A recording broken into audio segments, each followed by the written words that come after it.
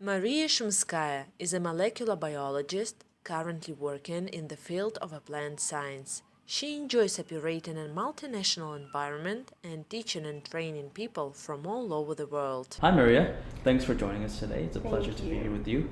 Um, I understand that you have a PhD in biology. Right. I want to ask you what your experience was in obtaining the PhD in biology. Well, I always was a biologist. Mm-hmm. I went to the high school in Moscow that was specialized in biology. So we were doing many hours of biology. That's something that's called AP biology here in the US. Yes. But in addition to that, we had many field trips. We had experience with live samples of plants and animals, and many teachers from the university, they were coming to our school to teach us something. It was a very good school. Mm-hmm. And at that time, I loved my cat, I loved my dog. I thought, okay, I wanted to be a biologist, which Yeah. is pretty much the same for, I think, any kid who wants to deal with bio or health Yeah. sciences. You love animals, you probably feel sorry for them, you want to help them, you think, oh, why don't I become a biologist? Yeah. But with time, I learned more and more, and of course I switched my focus from kittens and puppies to something more scientific, because the more you're exposed to knowledge, to the information that you can receive from very good teachers, the more you're interested in other things. And that's how I went to the Moscow State University, to the biological department. And I actually graduated as a virologist, as a specialist in viruses, and Okay. that's how I got my master's. Mhm. I got my master's in viruses, and I was absolutely sure that this is something I want to work with, and continue my work with viruses was a dream. However, it didn't really happen. And at that time in Moscow, it was not very good for scientists at all, because Moscow is the capital of the Soviet Union. Mm-hmm. And at that time, when I graduated from the university, there was no Soviet Union anymore, and the new country, Russian Federation, was just building, recovering, and fundamental science obviously is not something that people who are hungry and don't have electricity need right away. Mm-hmm.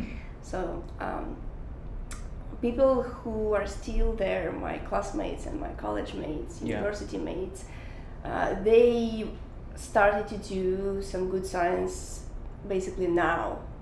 And right after we graduated, for them it was a very hard time. Lots of our people moved to something else. They opened some small businesses, they went to managing companies or something like this, and some of them actually returned back to biology, because now it's much better. Yeah. But at that time, I had to choose something that was available for me. Okay. Not something that I was thinking about doing, but something that was presented to me as an opportunity. And friends of mine, one of them went to the university with me, and the other one was one of his relatives. They were working on cyanobacteria. That is a single cell organism, green one, that lives in a lake, and you see the water of a lake is green. That's cyanobacteria.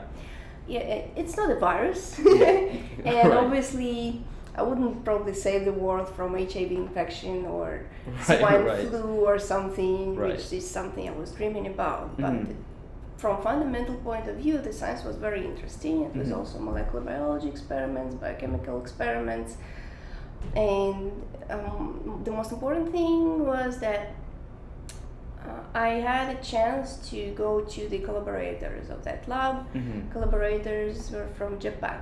Okay. And that's what I did. And I went to Japan for a couple of months to work on cyanobacteria and see how it goes. And it went very well. And we published several papers in very good journals. And that was enough to actually defend a PhD. I was never, to tell you the truth, an official grad student. In Russia there is such a system. I'm not sure if it's working right now. I believe they already changed that. There was such a system. You didn't have to be an official grad student of some professor, but if you have published papers and you pass all the tests you can just show up in front of the committee and say, I want a PhD. And you need to do a presentation in front of many people, answer questions, discussions. You have to write something like thesis and give it to people, but you don't have to go through the grad student program for like 5 years. I see. You can just show up and do everything that grad students do like last year of their time in the grad school. And that's what I did. So when I went back from Japan, I had enough material and enough publications to get a PhD, and that's how I got it. I defended it in Russia within 3 months. And my professor, he said that I set up a new record. Writing a defending thesis in 3 months. His record was in 2 months. However, he thinks he should be the leader because at his time there was no computers and he had to type to type his thesis. So he can't really compare himself to me. And he's still a leader because he did it faster than me, and he used a typewriter, not a computer. And I use a computer, so maybe with a typewriter would take me 4 months or 5 months. So but I think we're still the leaders in the lab in finishing thesis in a short time. Very interesting. And you know what? And now you're at CUNY College. You're teaching at CUNY College, Lehman College, and you're actually teaching general biology, principles of biology 1 and 2. And that's a pretty big class to handle, and that's a lot. And I think it's very honorable that you're teaching such a big class, because this is where, usually CUNY tries to weed out the students from who wants to go to pre-med, who wants to go to PhD, or who is not ready to go into the science field at all. And it's usually they try to make the general biology and general chemistry and general physics very competitive. How is it like teaching general biology at Lehman College? You are absolutely right. I teach the course where people actually understand if they want to continue with it or not. Because biology in high school has nothing to do with official biology. It's a very, very diluted course. Because majority of people aren't going to be biologists, they don't need it, I understand that. So when people show up in the introductory course, they expect pretty much the same level, maybe with some details, and they figure out it's a combination of chemistry, it's a combination of pure biology, like butterflies and flowers, but it's a very, very small part. The rest is all genes and molecular biology and chemistry and genetics, all these genes combined, and it's actually requires the understanding of statistics. So it's a very, very complicated interdisciplinary subject. And there is a physics involved, there is chemistry involved, there is statistics involved, and without that, you either have to memorize without understanding. Maybe you want to do it because you want to be a doctor and you just do it, or you relax and say, okay, this is probably not mine, I don't want to do this. I try to use lots and lots of methods to help students with all that, because I think it's very, very important at this point not to give them lots of details on all these biological processes, but to make sure they understand how all these processes are related. Because we all are made of atoms and molecules, and that is why chemistry is important. That is why you need to understand how chemical molecules are interacting with each other in the body, and that is why you feel better or you feel worse. And that is why plants can synthesize sugar out of the CO2, right, the gas, and the sun, because it's a chemical process, and enzymes are gonna help this chemical process to occur. If you don't understand it, then memorizing is gonna drive you crazy, because it's a lot of facts to memorize. When we come to genetics, you can memorize how to solve a genetic problem, but if you don't understand that chromosomes in a cell are going to be separated, they're going to go to gametes, those gametes are going to meet each other, this is going to be a nightmare again. Because you can memorize how to solve one type of a problem, but you cannot solve another type of a problem because you don't understand where it's coming from. It's not just moving numbers around. It's actually understanding where they're coming from that makes it easy. Yeah. And I spend lots of time doing those practical things with students. I love teaching labs, not only lectures, but in lectures I also include questions for discussion. It's not only me reading from the slides, right? They can read the slides and the book themselves. I trust them, they can read. So I'm trying to give them like an overview and then set a question that would challenge them, that would require them to think, so they can discuss it in the class, and then 1 or 2 students would answer me and we would see if it's good or bad and what we're going to do with this. Yeah. How can we find something? And if, let's say, we discuss something like osmosis or diffusion, the transfer of substances from the concentrated place to the place where they're less concentrated, to make sure that the concentration is even, right, against the concentration gradient. Yeah. Right? Like, well, I explain all of that. The particles penetrate, they diffuse. The students are, yeah. I'm like, okay. Now let's think about vegetables in a supermarket. They lie there, greens, right? They all dry out, so they have to spray them with water, and all these greens look like new. So using all this knowledge about diffusion, osmosis, moving your water to the places where there's no water, lots of salt, how can you explain what's happening in those vegetables? Yeah. And now they have a chance to apply the knowledge, and now it makes sense to them. It's not just some kind of definition from chemistry and physics, you know. It's something they can use to build their understanding. And I love doing that, and many books actually provide those questions at the end of a chapter, you know, but no students read them, so make sure they do by discussing them during the lecture. Yeah. And the lab is, of course, my favorite part, because we have microscopes, we have a live organism, and I love when students look in the microscope and they're like 19 years old or 20 years old, and it's the first time and they see a cell, and they just took a cell from the cheek and put it in there with a stain, and like, oh my god, this is my cell. They're so excited. I'm also extremely excited. And if they actually understand what they're doing and they're doing it well, they have very good potential to be successful in biology or health sciences. I think it's very true, and it's so important to understand the difference between conceptually understanding something and memorizing something. I'll tell you something. I can memorize things very quickly. And you know, I also have a background in biology, so sure, I can say cellular respiration, glucose goes into 2-pyruvate and undergoes oxidation, and then it turns into acetyl-CoA, binds with oxaloacetic acid. I mean, this is just pure memorization. But does this have any meaning? You know, and there's a certain amount of people in a biology class who just memorize, but they don't understand anything. You know, if you reword the question and ask a question in application-based, sorry, professor, I'm not sure what you're asking me, you know? But this is not a biologist. This is not someone who's fit to be in a biology program, or let alone, you know, do a PhD in biology. You have to understand, and I think it's very important what you're doing, and for every teacher to do, is make sure the students understand.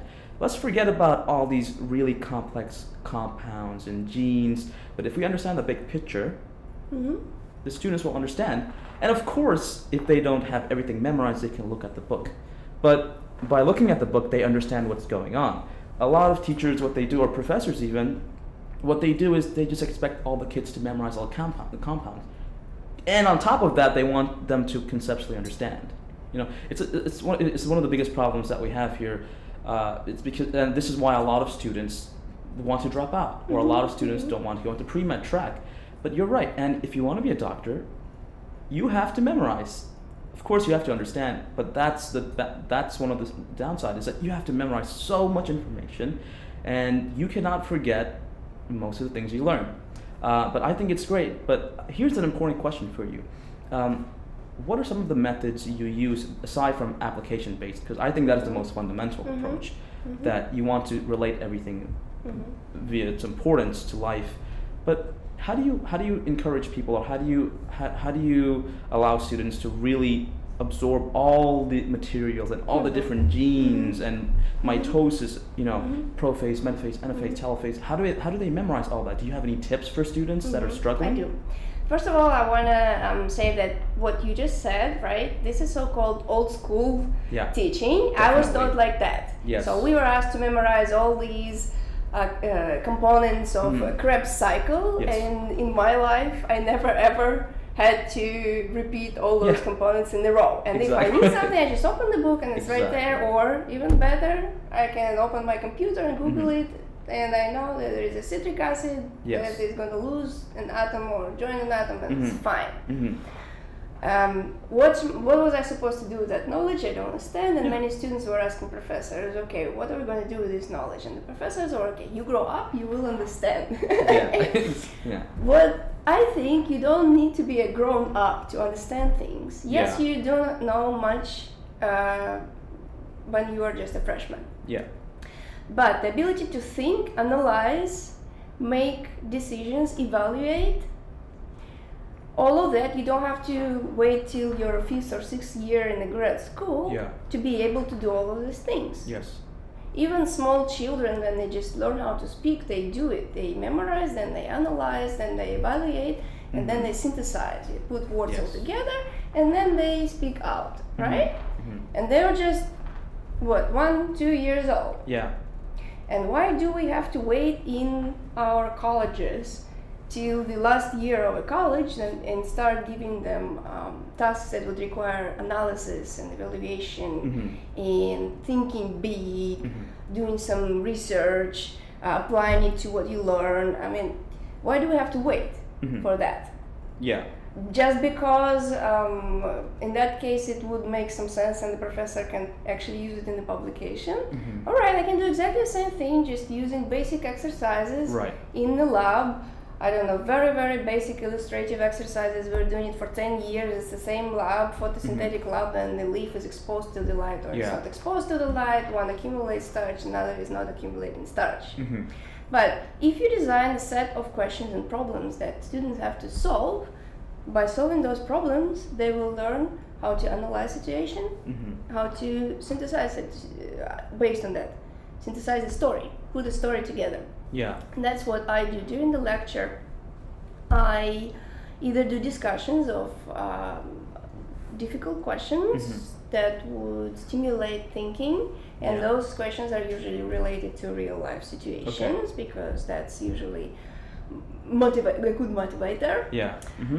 During the lab, I try to, first of all, I ask them to write a lot. Read and write.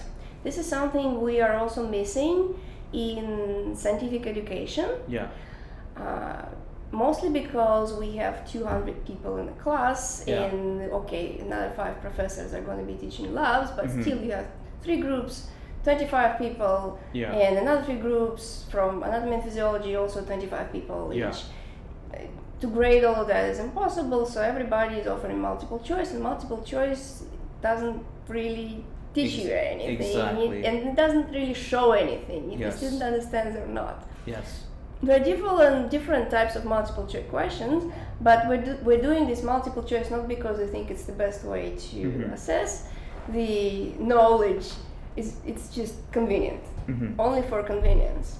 And there is a research that was done on huge amount of students, like 10,000 students. It's published. And in this research, they asked students who graduated from the college to read specific papers, like certain set of papers, and think through, decide what's going on, and answer certain questions in a written form. And all of that was designed to show the analytical skills, the skills of like analyzing situation and applying what you learn from what's written to the situation, making right decisions. And that's something that you as a person have to do all your life, right? It's not in biology, it's not in whatever physics. I mean, you need to make a decision whom to vote for, you need to make a decision what to do with your child, I mean, which college to choose, whatever, you have to make decisions all the time. So technically speaking, if you graduate from college, you're a person who should be able to do that. And guess what? In this experiment, people who are graduated from fine arts, like writers, journalists, all these people, they outperform people from scientific departments. Yes. Because people from scientific departments don't read and write. Yes. And people from journalism and writing, they read and write, and they give them exactly the same texts. Yeah. And people who write and read a lot and who are asked to think through and make decisions are people who are journalists and writers and historians or something like that. And people whose job is to analyze and make decisions and conclusions. They can't do it because they deal with multiple choice all the time, and nobody is asking you to write any papers. Exactly. And nobody is reading those papers if they write, because it's overwhelming. Yeah, it's so true. So what I do, it's actually hard. I try to ask my students to write as much as possible. So every test I give is including short answers or essays, and in the lab they're all gonna write me a lab report, which is a small version of a scientific paper. Yeah. So during the very first course, right, general biology, we already need to understand what scientific paper is, how science works. Yeah. We do an experiment, we publish a paper. In 10 years, that paper is 2 or 3 lines in your textbook. It's not a textbook from somewhere, a big boss wrote it for you. Right. It's all of us contributing into that textbook, right? And if they end up in science, the earlier they figure out how science works, the better. Yes. Plus, doctors would have to write lots of reports as well, and I'm pretty much sure everybody here in this country have to deal with lots and lots of paperwork. Definitely. And 70% of your life is paperwork. Definitely. Unless you're a janitor, okay, then 50, right? But you need to be able to analyze situation. It should be easy for you. Yeah. So, okay, can you write me about this and that? Yeah. Yeah. Done. Exactly. So that's what I want from them, because from my experience, grad students, they come to the lab, they're asked to write a report about their research. They take 3 weeks off because they have no idea how to do it. It's so hard, it's painful. After that, they say, you know what, I don't want to be a biologist, I want to deal with this. It's hard, it's painful. Yeah. But it's not painful if you know how to do it. Exactly. So that's what I do. I use computers. Now everybody knows what a computer looks like. Yeah. And it's very easy. So I set up an online system for submission. And I give them templates. At very first reports, they have templates from me. It's like introduction. Here, what I want you to write in the introduction, and there is a field, and they put down a field, and there's a system of hints. If you don't know what to write, you can click on hints. You're gonna lose some bonus points, but you will know what to do, right? This is what I want. Here is results, right? I write down in results, you need to write this and that. In the field, they fill it in on the computer. So it takes maybe half an hour. Yeah. They don't have to print it out, they don't have to deal with all of this. They submit online, I read online. For me, it's also very quick. I can use my grading rubric, right, to grade what's in there, what's not in there. They also have this rubric, they know what to write, what not to write. And all together, the computer, boom, boom, puts it together, gives them a grade. I leave them comments as well online, so they know what to do next time. And believe it or not, first reports are usually horrible. Yeah. And last reports are very good. Yeah. You can literally make a poster out of it and just put it in there and just send it to the conference. And that's a student who is like the very first year at the college. And usually people do it in grad school. Yeah. You know what I mean? Yeah. And that's a proof that in order to analyze things, in order to put things together, in order to make proper conclusions and decisions, you don't have to be a graduate student. You don't have to be any special pro. You can do it in the very first year. Yeah. And then when your mind is set in the way it should be set for science, you can make proper decisions for yourself. You know what I mean? You're already ready to decide, are you going to stay in biology, are you going to stay in health science or not? Yeah, I completely agree with you, and it's so interesting, and I think it's very interesting. I wasn't going to touch upon the multiple choice and essay topic, and I understand the convenience of teachers giving multiple choice. You put it in a Scantron machine, and then you just have to grade some short answers. I think the best examinations are things that are maybe 10% multiple choice and everything else just short answers and essays. And the reason why education is so important, or learning biology is so important, the main question comes down to is this, I think, is how good of a teacher are you? and not by you, but I mean in the student's perspective. As a student, can you teach the things you learn? If you can, then you know what you've learned. You know, if a student can teach another student and this other student understands, now you know that the student A who's teaching now is now someone who conceptually understands something, and he'll be fine. He can go on, do grad school, med school, whatever it is. But here, I know some people who have, you know, nearly perfect GPAs. Oh yeah, I got an A+ in biology. I know everything. I memorized everything. But when you tell them to teach it back to you, they cannot teach it because they just know facts. They don't know where to put these facts. It's not in chronological order. It's just in their head floating around like little pieces of a puzzle, but they can never solve this puzzle. And that's to be a good student, to actually understand anything, whether it's biology or chemistry, especially for biology, you have to put the pieces together. And I think it's extremely important. And I think what you're doing is great. And people have to know how to write lab reports, and you know the importance of this. Yeah. Before, lab reports were just, okay, what are we going to do? How are we going to assess them? I can't repeat the same lab and say, you know, now you doing everything by yourself, you know, and I'm going to give you grades. Doesn't make any sense, right? So either multiple choice again, or this is your experiment, I want a paper out of it. Okay.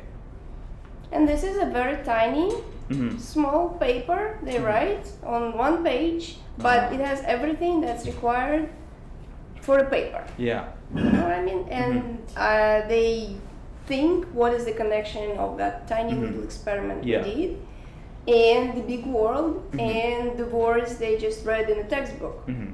So this connection is super, super important. Yeah, if they definitely. forget it, it's fine. Yeah. But in the future, they will understand that there is a connection, they will look for it, they will Google for it, they will build the understanding of something, some kind of phenomena they deal with. Yeah. And I think for a teacher, you were saying, okay, how do we know if the teacher is good or bad?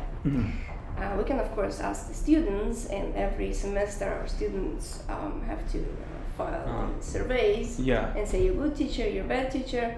Most students, of course, don't want to do anything. They just want to show up in the class, sleep through, and then go home and get an A+, you know. But if they don't learn anything, it doesn't mean you're a good teacher. It means you're a bad teacher. You give them A+ for nothing, and actually later in life, they will figure out, since they don't know anything, they can't be doing what they're doing. Yeah. For example, I teach anatomy and physiology, also a general course, for people who are gonna go into nursing school. Yeah.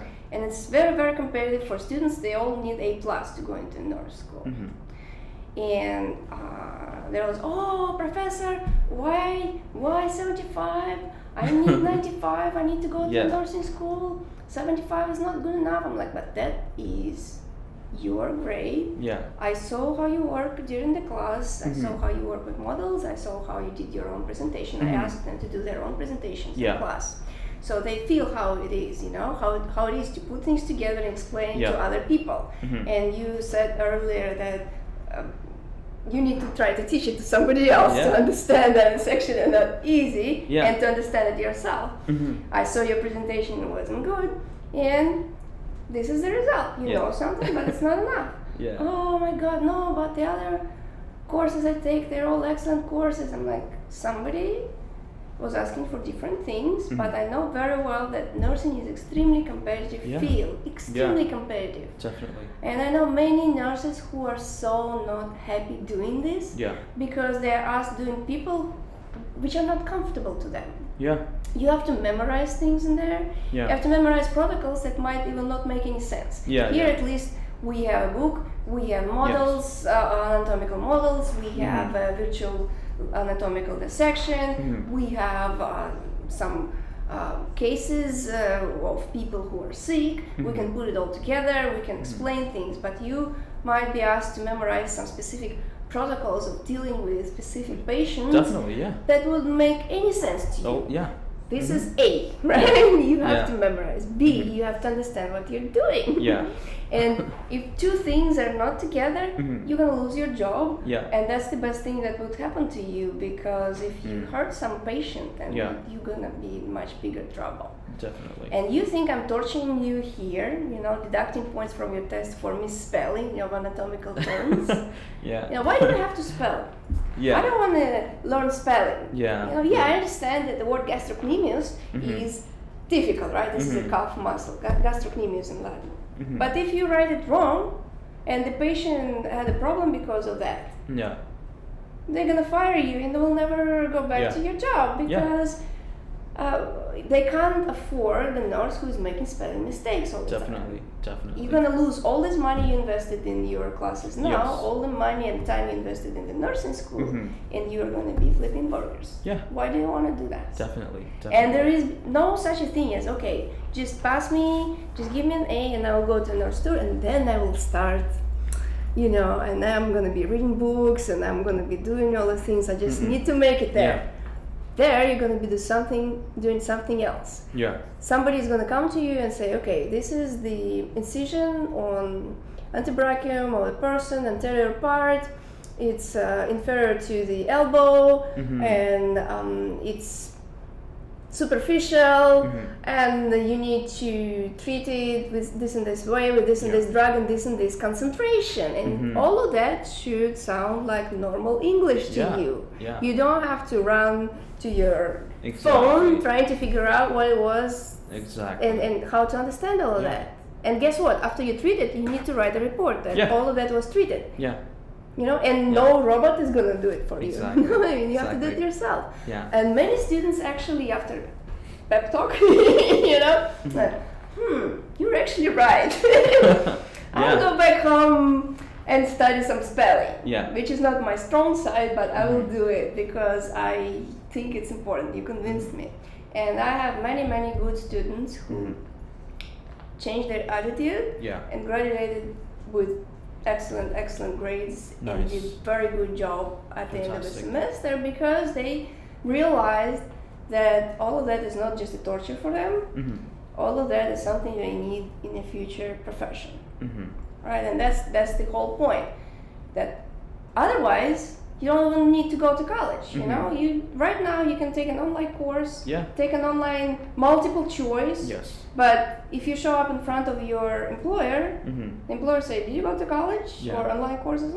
I'll think about it, right? Because nobody was ever hired based on the ability to answer multiple choice questions. Of course.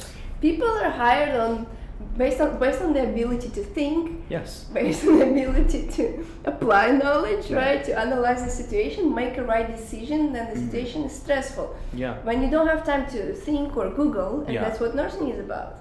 Right? Yeah, definitely. So if you don't have these skills right now, you either develop them pretty fast, right now, development, or you have to find something else. There are many opportunities in health sciences and biological sciences. That's not the only option. Exactly. But if it makes you sad and crazy, and you think it's my personal fault, it is what your job is about.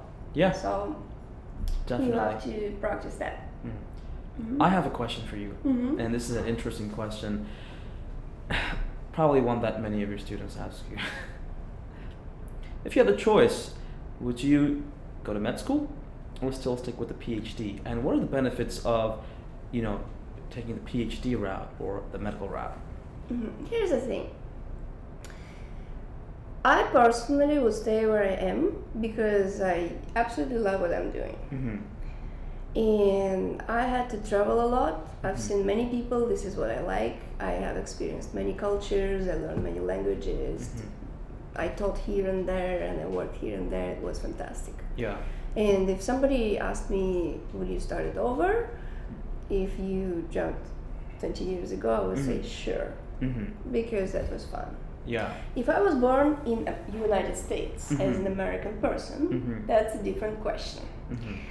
I would probably go to med school.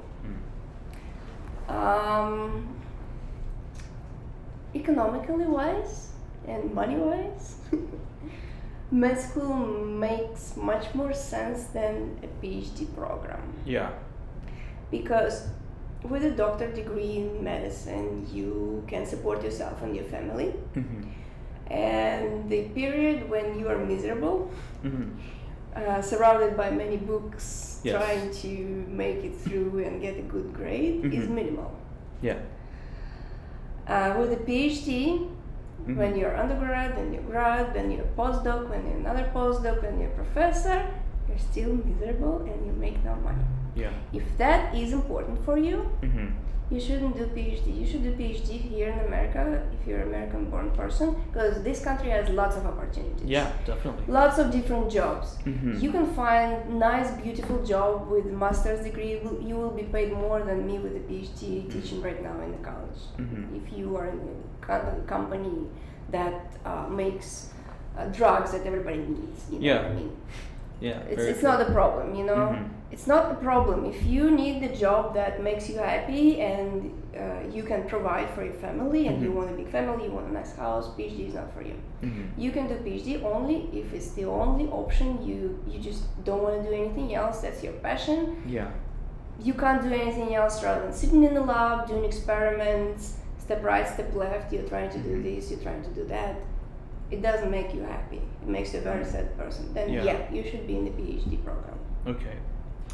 Very good words of advice, and I think you're absolutely right. And I think that PhDs in biology are severely underpaid, and they need to change this. And the teaching profession in general, they need to also change and raise the salary, because people need to understand that teachers and professors are great leaders that have influence to the kids that they teach, and at what cost are teachers teaching? They're not getting enough salary, and it's sad to see that.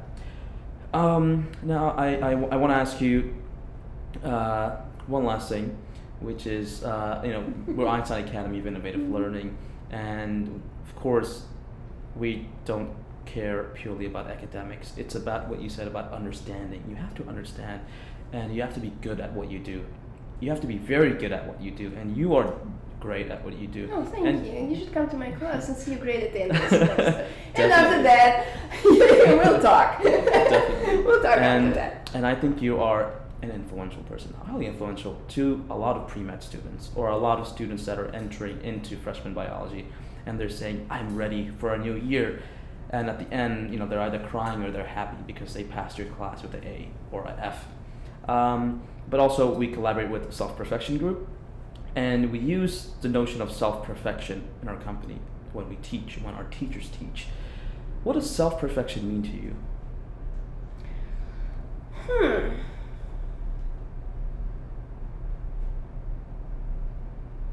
Can you define it? Yeah. So, it's completely up to you, and I want to see what you think self-perfection means. So Self-perfection. Self-perfection. Like when you think that I should be perfect, right? Depends Or on you which have way you to want to look try at to it. make yourself perfect. You want to try to make yourself perfect. You don't Yes. have to be perfect in the, how the books define you to be perfect. Right. Right. I think some people have it naturally. Mm-hmm. They're just fighters Mhm. and they're unhappy if something they do is not at the top. Yeah. And I've seen students like that. Mm-hmm. And then they get B minus, they just start crying Yeah. because it's not ideal for them, which is, I think, not the point Mhm. at all. And what I tell to people like this, you shouldn't compare yourself to, I don't know, the book. You should compare yourself to yourself. Of course. At the very beginning of a journey, through whatever, anatomy and physiology 2, Mm-hmm. okay, spring semester, you didn't know anything, and now you know this much. Mm-hmm. Did you achieve something? Yes. Could it be better? Yes, it could, but there are many factors. It's not only you in a book. There's something happening around. There is life outside the college Yeah. and the book that could affect that. There's your own health. Maybe you didn't feel well. Whatever. There are many factors. Mhm. I think B minus is a good grade for you. Mm-hmm.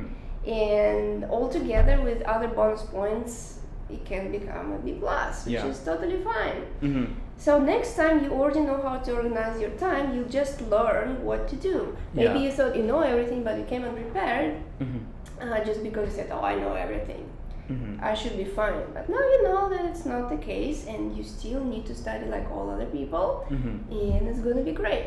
And guess what? Next semester she gets A minus. She's absolutely happy because she used all the technique, and every time she needs to take a test, she actually opens a book and checks all the questions in there and checks the review sheet and all these materials we give to the students to make sure she understands clearly what's required from her.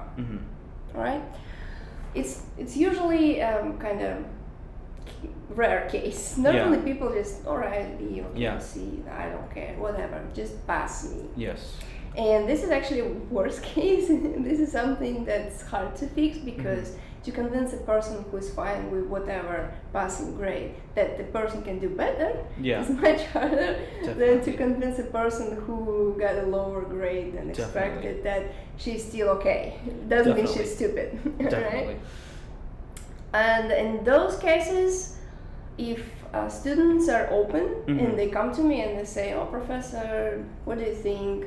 Then I talk to them, and I usually ask them what is it they're going to do with their degree, what is this for, and I tell them examples from life, right? I have lots of students who are going to be nurses. I have nurses that are working in the hospital right now, and I know a lot from their life, and I know what they're doing, and I tell them this and this is important. If you want to be successful, right? You want to be a boss, you want to be a nurse manager, then you're sitting in the white cabinet, telling people what to do, everybody's listening to you. If you are a C+ student and eventually in a nursing school somehow you're there, also a C+ student, in life you're going to be a C+ nurse. You're going to be running 24/7 from one corner to another, cleaning after patients who are in a very bad health condition, and those patients are going to yell at you, not because they hate you, because they're sick and they don't feel well and they just need to get their hate energy out. Do you want this or this? You know what I mean? Which one do you want? Exactly. If you want the first one, right, then you want to make sure that this and this is covered because this is a significant part of your job.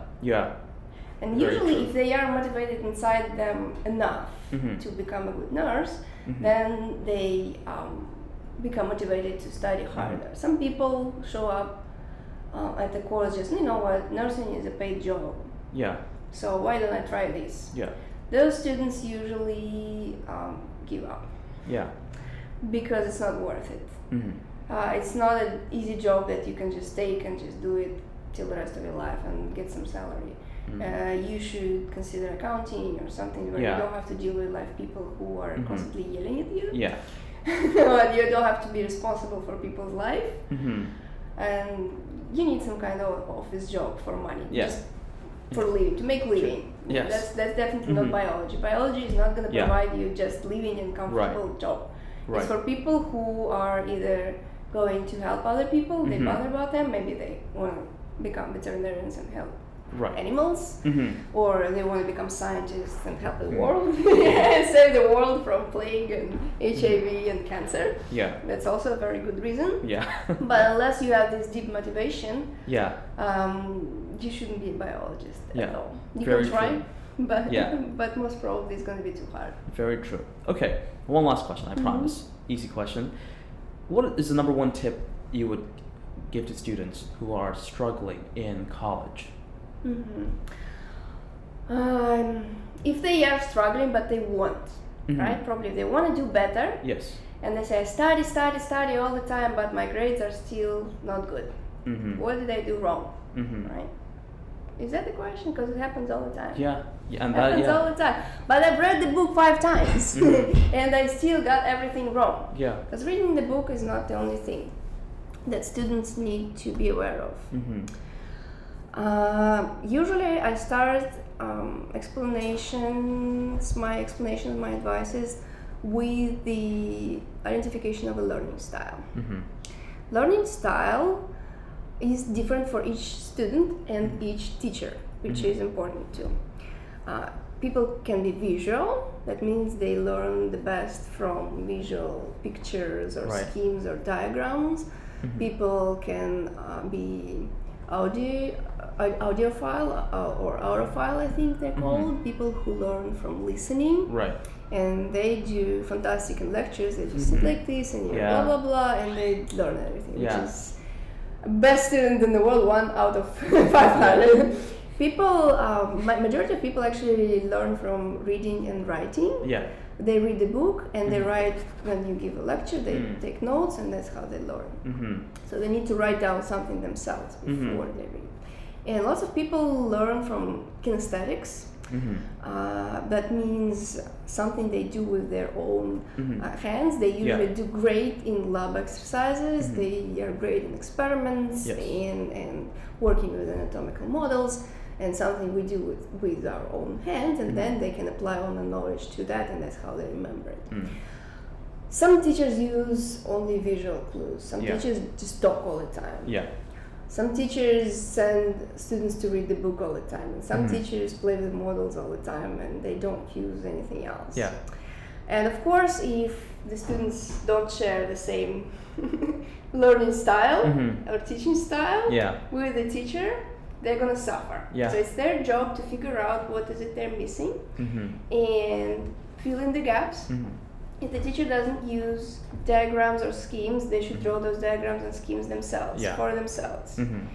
If the teacher doesn't ask them to take notes or write whatever they need to push themselves to take notes, don't print out teachers' slides. Bring a piece of paper, clear piece of paper, take notes, because you learn from that. You write it down, it's in your head, you know.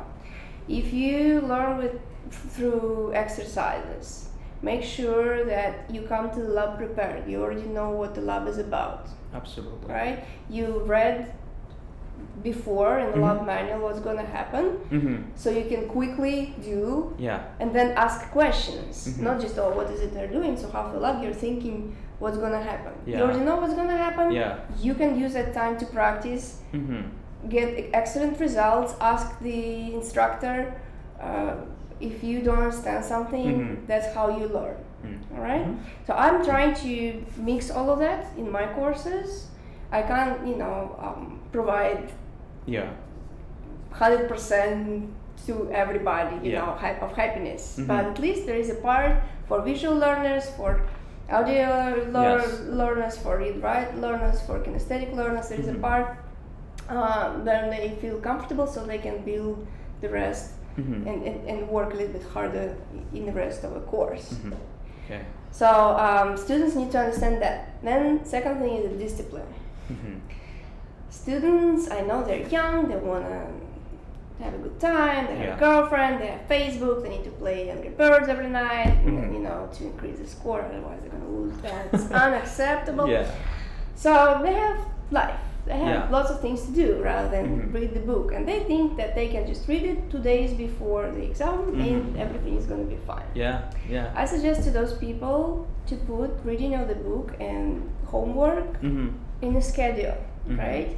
So there is a schedule. Today's a lecture. Tomorrow you're going to read the book. The day after tomorrow you're going to do your homework, and before the lecture you're going to read the book again. About the material that's going to be in the lecture. You don't have to understand this one, but you need to at least have an idea of what's going on. So you can say, okay, wait a minute, I had no clue, but now I understand. I have a question. If a person has a question to the instructor, it's a gift, oh my God. Somebody actually is listening to what I'm saying, following the logic, and now they have a question. Yes, I got it. Because then the students are like, whatever, means they're not following. But if they are actively included and they have questions, that's fine. If you don't ask any questions and you don't feel that you need to ask questions, you come unprepared. Okay. And I usually give them homework online. I try to keep them on schedule. And online homeworks have deadlines. So I set up deadlines in a way that they actually have to do it before the test, before the lecture, before this and that. Otherwise, they're gonna have their points deducted. And after that, if the points are deducted, they can finish it any time they want, but there will be 50% point deduction. Majority of the group does it on time. After I started to use it with like point deduction and everything, the results were dramatically better. At the very beginning, I was like, oh my god, I'm a horrible person. I have things to do, and I say, no, you're gonna do homework. But guess what? They perform much better because discipline actually helps. It's not much time. It's just a couple of hours a week before and after. Okay, you spend 4 hours. But it's not 4 hours before the final exam. Exactly. You distribute your time. You know that from 5 to 7, you know, all these things in the family should be solved by other members of the family. It's your time to study. I think that's great advice. That's very important, and I'm sure that the student who has troubles who can come to advisor or teacher, and the teachers actually know a lot about that, how to organize time. And they even sometimes put it in the syllabus, but nobody reads the syllabus, of course, so students don't know. In our college, we have tutoring system. There are tutors, free tutors from other courses, from students who already graduated from the course. They can help. And guess what? 3-4 students out of like 200, show up at these courses. What are you waiting for? Exactly. And then before the test, 200,000 people isn't there, and they all have multiple questions. We have 2 hours. The instructor is gonna answer like 3, 4. But there is no way you're gonna pass the test. It's too late. The brain is not designed for that. All right. You have a specific area called hippocampus. There are neurons, and they actually divide. Okay. You train them like you train your muscles. The more neurons you have in your brain, the better is your memory, the better is your understanding, the better all the functions of the brain that are based on your knowledge. You can't become a bodybuilder in 2 days. It takes time. Exactly. So schedule your tutoring session, and one of my students, she was suffering. Oh my god, I don't know what to do. I'm like, go to tutoring tomorrow. She went to tutoring once, twice, and third time she said, you know what, I stopped going to tutoring because I realized that students from other groups, they show up and they ask exactly the same questions that I already asked, and they're already clear. And actually I right now feel much better because I come prepared for a lecture and I don't need tutoring anymore. So maybe you need just a push, something that is gonna keep you on a track, something that's gonna help you to organize your time, and then eventually you are on a track, and it happens by itself. You don't have to think of, what am I supposed to do with the final, because you're ready for a final. You're good. You don't have a problem. Exactly. Very nice. That is the best tip I've heard so far, and it's very true. I agree with completely. Great. And thank you so much for being here today. Thank you for inviting me. You're welcome. And it was a pleasure speaking with you. It was very It was a pleasure to answer your question. And perhaps I will go ahead and retake general biology again and see whether I pass your class or fail it.